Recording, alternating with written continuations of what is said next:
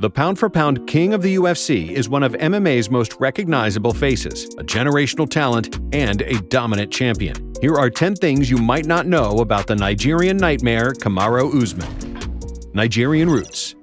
Kamaru Usman was born in the Edo city of Auchi, one of the fastest-growing cities in the country of Nigeria. His father served as a major in the Nigerian army, while his mother was a teacher. And though we'll get into more detail on his brother Mohammed later in this video, his other brother, Kashetu, is a doctor of pharmacy. Growing up in Benin City during his earliest years was tough for Kamaru, who struggled with the surrounding conditions. However, when Kamaru was 8 years old, his family relocated to Dallas, Texas, something that would eventually lead him to a high school wrestling program. As Ben Askren so kindly pointed out, many people had problems pronouncing his full name, Kamaru Dean, during these years, so the future UFC champ did them a favor and shortened it to Marty, hence the relentless jokes made at his expense by his fellow wrestler. Bad knees. In a truly illuminating interview with Joe Rogan on his official podcast, Kamaru explained in great detail the extent of the damage he has done to his knees over the years, both during his time on the wrestling mats and his later run in MMA. Usman, who's known for his cardio, claims that he hasn't run in years and actually finds walking on concrete surfaces quite difficult due to chronic knee pain. He instead opts to walk on grass whenever possible, and says that he often has to walk downstairs backwards to ease this pain on a particularly bad day. Some athletes are simply built differently, and though we all knew that Kamaru Usman was tough and hardworking, finding out that he's something akin to a modern-day Larry Bird in constant pain, that only serves to make his overall career trajectory that bit more impressive. Runs in the family? Though he has yet to reach the levels that his older brother has attained, Kamaru's younger sibling Mohammed Usman has been quietly compiling an impressive MMA run of his own, going 7-2 as a pro. Unlike his more well-known brother, though, Mohammed fights as a heavyweight, cutting a much broader figure than the UFC star, which is a pretty terrifying thought considering just how scary Kamaru himself is. And though sure, Mohammed Usman has had his setbacks, namely a submission defeat in his recent debut under the PFL banner, early signs would suggest that he is still very much capable of becoming an excellent fighter. Known by the nickname The Motor, Mohammed has managed to rack up 5 finishes so far since going pro, and is regarded as a prospect well worth keeping an eye on as he continues to develop and round out his game. A strong foundation.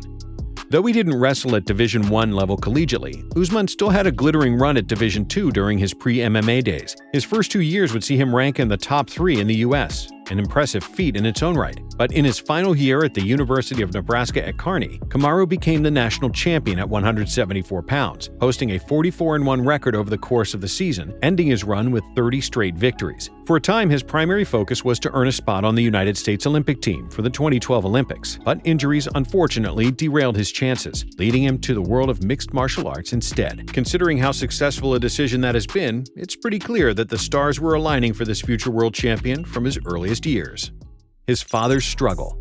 Another major topic of conversation during Usman's appearance on the Joe Rogan Experience came in the form of the incarceration of his father, Mohammed Usman, who was sentenced to 15 years in jail after being found guilty of 14 federal charges, including money laundering and healthcare fraud. Kamaru made it clear that there was all the evidence necessary to prove that it was, in fact, the paramedics who his father had hired to work for his ambulance company that were at fault, something they apparently later admitted. However, due to his ownership of the company, the brunt of the penalties would fall on Mohammed, leaving Kamaru without the presence of his father for some of the most formative years of his career. Thankfully, the pair were properly reunited once the elder Usman's sentence expired earlier this year, leaving him free to attend some of the biggest fights of his son's soon-to-be legendary title reign.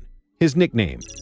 It may come as a surprise to some of you that Kamaru Usman is not actually the original owner of the Nigerian Nightmare nickname. The first Nigerian Nightmare was actually the former NFL fullback Christian Okoye, who played for the Kansas City Chiefs between 1987 and 1992, and, like Usman, was known for his immense athleticism during his best years. So when the young Kamaru Usman began finding some momentum within mixed martial arts, he reached out to Okoye to ask for permission to use his nickname, given that it had been trademarked at the time. Thankfully, the former football star was happy to allow this rising talent to share his name, and based on what Kamaru has been able to achieve so far, we'd imagine that his namesake is quite proud of his accomplishments. Even with the backstory to one side, the nickname provides that perfect description of what Usman does inside that cage, with his relentless pressure and powerful offense making him a stylistic nightmare for every single fighter in the 170-pound top 10 right now. An early setback.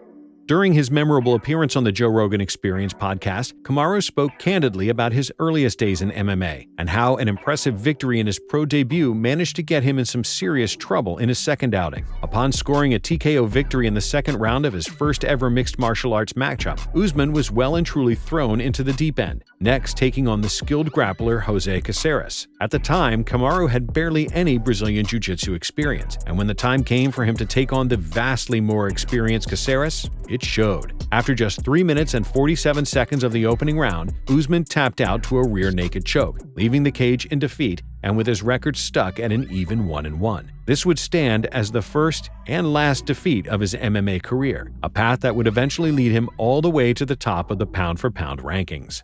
Credentialed grappler. If there was a window of opportunity to take advantage of Usman's shortcomings in the grappling department, this future champion made a point of making that window close as fast as possible. After hitting the first speed bump in his road to success, Kamaru began giving BJJ some real attention, determined to learn from the mistakes that led to his downfall in his second fight. Jump forward just 2 years, and Usman would win the 21st season of The Ultimate Fighter by submission, before later earning his black belt under Jorge Santiago. Just like his ever-improving striking skills, the Nigerian Nightmare has left no stone unturned in his preparations, desiring to make himself the complete package as a fighter. Sometimes it takes a major setback to really kick things into gear, and for Kamaru Usman, losing by way of a quick and easy submission may well have been the catalyst for the uncoachable work ethic that followed. 30%.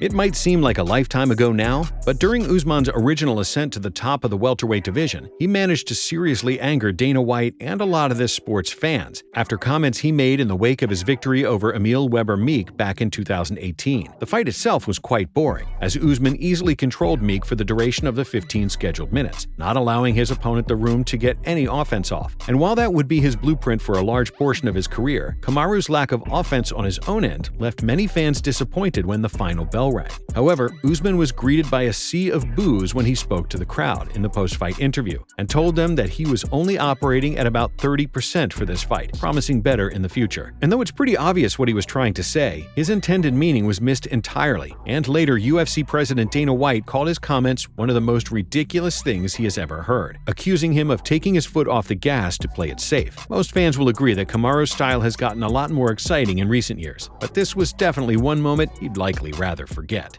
Master Antiwrestler. The big debate that came out of Usman's most recent defense of his UFC welterweight title wasn't so much one that relates to the outcome of the fight, as closely contested as it was. Instead, one of the major talking points concerned whether or not Colby Covington managed to successfully take the champ to the ground during a razor-thin takedown attempt that occurred in their rematch. Now, the official stats from the UFC's website stated that it wasn't a completed takedown, but many esteemed figures within the sports community, including the former Olympian Daniel Cormier, strongly disagree. Up until that point, and to this day, depending on how you saw Colby's attempt, Usman boasted some of the most outstanding takedown defense in UFC history, shutting down every single shot attempted on him. Kamaru himself admitted that Covington probably got him down when asked about it in the post-fight press conference, but it's unclear how he feels about it now. Still, the official stat continues to read Usman's takedown defense at 100%, so for now, that will have to do.